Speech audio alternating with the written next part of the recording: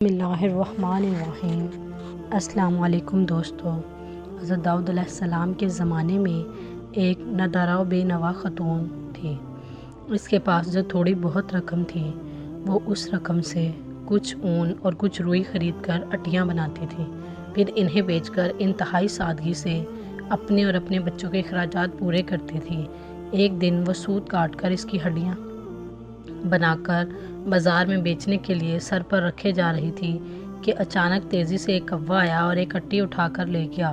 وہ بے سہارا خاتون بہت رنجیدہ ہوئی اور حیران و پریشان حضرت داؤد علیہ السلام کے پاس آئی، اپنے تنگ حالات بیان کیے اور کوے کی اٹی اٹھا کر لے جانے کا واقعہ بیان کرنے کے بعد عرض کیا، خدا کی عدالت کہاں ہے؟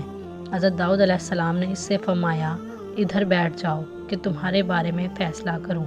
ایک طرف یہ واقعہ پیش آیا اور دوسری طرف یہ ہوا کہ کچھ لوگ کشتی کے ذریعے دریا عبور کر رہے تھے۔ ان کی کشتی میں سوراخ ہو گیا اور پانی داخل ہو جانے سے کشتی کے ڈوبنے کا خطرہ تھا۔ ان لوگوں نے یہ نظر مانی کہ اگر اس خطرے سے نجات مل گئی تو 1000 دینار کسی فقیر کو دیں گے۔ اللہ تعالیٰ نے ان پر لطف و کرم کیا اور اس کوے کی ڈیوٹی لگائی کہ وہ اس خاتون کی اٹی اٹھا کر کشتی میں لا پھینکے۔ کوے نے ایسا ہی کیا۔ ان لوگوں نے سوت کی سٹی سے فائدہ اٹھایا اور کشتی کا سوراخ اچھی طرح بند کیا اور ٹوٹنے سے نجات پائی۔ جب وہ لوگ ساحل پر پہنچ گئے تو اپنی نظر ادا کرنے کے لیے سیدھے حضرت داؤد علیہ السلام کی خدمت میں حاضر ہوئے اور 1000 دینار حضرت داؤد علیہ السلام کی خدمت میں پیش کرتے ہوئے اپنے دریا سے نجات پانے کا پورا واقعہ تفصیل کے ساتھ سنایا۔ حضرت داؤد علیہ السلام نے اس خاتون کے سامنے خدا کی حکمت و عدالت بیان کی اور 1000 دینار اسے دے دیے، اور وہ خاتون بہت خوش ہوئی اور سمجھ گئی کہ خدا سے زیادہ کوئی بھی عادل تر اور احسان کرنے والا نہیں ہے۔ حضرت داؤد علیہ السلام کے زمانے میں ایک شہوت پرست شخص لگاتار ایک خاتون کے پاس جاتا اور اسے برا کام کرنے پر مجبور کرتا تھا۔ انہوں نے اس خاتون کے دل میں ایک بات ڈالی کہ اس شخص سے کہیں کہ تو جب بھی میرے پاس آتا ہے تو اس وقت تیرے گھر ایک اجنبی شخص جاتا ہے۔ یہ بات سنتے ہی وہ شخص دوڑتا ہوا اپنے گھر گیا اور اس نے دیکھا کہ ایک اجنبی گھر اس کی بیوی کے بستر میں موجود ہے۔ اس کے بعد اس نے اس شخص کو پکڑا اور حضرت داؤد علیہ السلام کے پاس حاضر ہوا اور کہا کہ میرے ساتھ ایسا ہوا ہے جو آج تک کسی کے ساتھ نہیں ہوا۔ آپ نے پوچھا کہ ایسا کیا ہوا ہے تیرے ساتھ جو کسی کے ساتھ نہیں ہوا؟ اس نے کہا کہ میرے گھر میں یہ ایک اجنبی آدمی میری بیوی کے ساتھ زنا کر رہا ہے۔ آپ پر اللہ تعالیٰ کی طرف سے وحی نازل ہوئی کہ اس فرد سے کہو، جیسا کرو گے ویسا بھرو گے۔ داؤد علیہ السلام کے پاس ایک شخص بیٹھا ہوا تھا جو بہت خاموش طبیعت کا مالک تھا۔ کو گہری نظروں سے دیکھنے لگے۔ جناب داؤد علیہ السلام نے حضرت اسرائیل علیہ السلام سے پوچھا کہ اس جوان کو کیوں گھور رہے ہو؟ حضرت اسرائیل علیہ السلام نے کہا کہ مجھے حکم ہوا ہے کہ میں اس ہفتے کے آخر میں اس جوان کی روح قبض کر لوں۔ حضرت داؤد علیہ السلام کے دل میں اس نوجوان کے لیے تڑپ پیدا ہوئی اور اس سے کہا، اے جوان، کیا تمہاری بیوی ہے؟ جوان نے کہا، نہیں، ابھی تک میں نے شادی نہیں کی ہے۔ حضرت داؤد علیہ السلام نے اس جوان سے فرمایا کہ فلاں شخص جو بنی اسرائیل کا مشہور و معروف اور بزرگ فرد ہے، اس کے پاس جاؤ اور اس سے کہو کہ داؤد علیہ السلام تمہیں کہہ رہے ہیں کہ اپنی بیٹی کو میری زوجہ بنا دو، پھر اس کے ساتھ شادی کرنے کے بعد رات کو اس کے پاس رہو اور تمہاری زندگی کے جتنے بھی اخراجات ہیں وہ یہاں سے اٹھا کر لیتے جاؤ، البتہ 7 دن بعد دوبارہ میرے پاس آنا۔ حضرت داؤد علیہ السلام کا یہ پیغام اس بات کا موجب بنا کہ اس معروف شخصیت کی بیٹی مذکورہ جوان کی بیوی بنی۔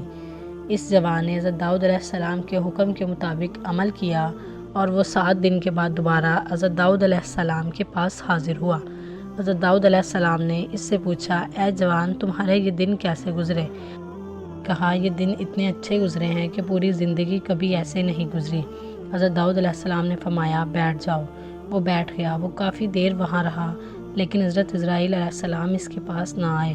حضرت داؤد علیہ السلام نے اس جوان سے کہا، اٹھو اور اپنی زوجہ کے پاس جاؤ اور 7 دن کے بعد دوبارہ یہاں آنا۔ وہ چلا گیا۔ 7 دن گزرنے کے بعد حضرت داؤد علیہ السلام کی خدمت میں دوبارہ حاضر ہوا۔ تیسری مرتبہ پھر حضرت داؤد علیہ السلام نے وہی حکم دیا۔ اس وقت 7 دن کے بعد جب وہ حضرت داؤد علیہ السلام کی خدمت میں حاضر ہوا، اس دوران میں جناب اسرائیل علیہ السلام تشریف لائے اور حضرت داؤد علیہ السلام نے جناب اسرائیل علیہ السلام سے فرمایا، آپ کا ارادہ تو یہ تھا کہ آپ 7 دن بعد دوبارہ یہاں پر آئیں گے اور اس نوجوان کی روح قبض کریں گے، لیکن آپ نہیں آئے، آج تیسرے ہفتے بعد آئے ہیں۔ حضرت داؤد علیہ السلام نے کہا، اسرائیل علیہ السلام نے کہا کہ اللہ تعالیٰ نے آپ کے رحم کرنے کی وجہ سے اس پر رحم کیا اور اس کی موت 30 سال تک ملتوی کر دی ہے۔ ایک دن خداوند متعال نے حضرت داؤد علیہ السلام پر وحی نازل کی کہ آپ خلادہ بنت اوس کے پاس جائیں، اسے بہشت کی خوشخبری دیں اور یہ بتائیں کہ وہ جنت میں آپ کی ہم نشیں ہے۔ آپ نے اللہ کے حکم پر عمل کیا اور خلادہ کے دروازے پر گئے۔ وہ دروازے پر آئیں اور دروازہ کھولا۔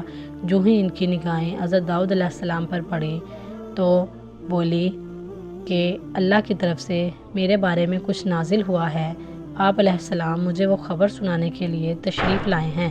حضرت داؤد علیہ السلام نے پوچھا وہ کیا ہے؟ حضرت داؤد علیہ السلام نے کہا، اللہ تعالیٰ نے میرے اوپر وحی نازل کی ہے اور فرمایا ہے تم بہشت میں میری ہم نشین ہوگی۔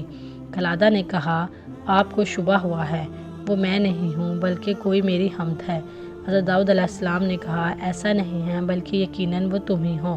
خلادہ نے کہا، اے پیغمبر خدا، آپ علیہ السلام جھوٹ تو نہیں بول رہے؟ خدا کی قسم میں اپنے اندر ایسی کوئی خوبی نہیں دیکھ رہی کہ بہشت میں آپ کی ہم نشین بنوں۔ حضرت داؤد علیہ السلام نے کہا کہ اپنے بارے میں کچھ امور کے بارے میں گفتگو کرو تاکہ میں جان سکوں کہ تم کیسی ہو۔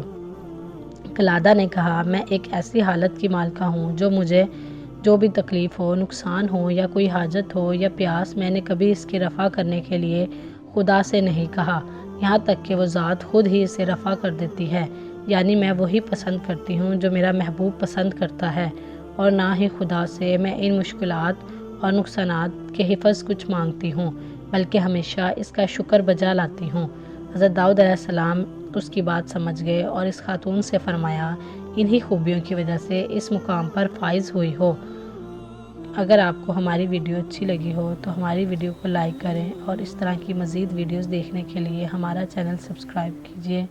ملتے ہیں اگلی ویڈیو میں، تب تک کے لیے اللہ حافظ۔